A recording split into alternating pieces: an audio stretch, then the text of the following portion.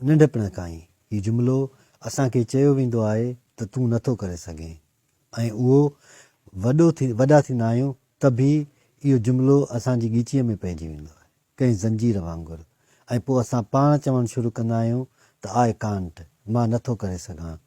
एसि ताईं जो भले असांखे इल्मु बि हुजे, भले शऊर बि हुजे, असांखे सोच बि हुजे, भले असां में सियाणप बि हुजे, पर पोइ बि जेकॾहिं असां ॿाहिरे माण्हूअ खां मोटिवेशन वठंदा आहियूं ऐं उहे असांखे टोक करे, असां ते तंज़ करे, असांखे ठठोल करे ऐं असांखे रोकण जी कोशिशि कंदा आहिनि ऐं पोइ जॾहिं असां नाकाम थींदा आहियूं त पोइ उन खां पोइ ई असां इहो चवणु शुरू कंदा आहियूं त मां नथो करे सघां।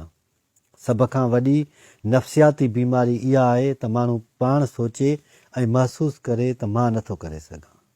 पर जेकॾहिं इहो जुमिलो ॾिसो आई कांट, जेका टी आहे उहा ट्राई अगेन जे लाइ आहे।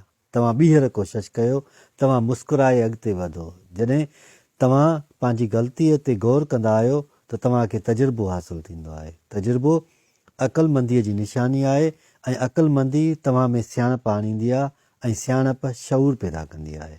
शऊर वारो माण्हू कॾहिं बि ईअं न चवंदो त मां नथो करे सघां।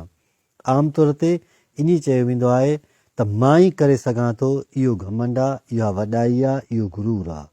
पर जेकॾहिं चयो वञे मां बि करे सघां थो त इहो एतमाद आहे। इहो एतमाद सुठी शइ आहे, इहा ख़ुदि एतमादी हूंदी आहे माण्हू पाण ते। ऐं जॾहिं माण्हू पाण ते भरोसो कंदो आहे त दुनिया वारा बि तव्हां ते भरोसो करे चवंदा आहिनि त तूं करे सघें थो।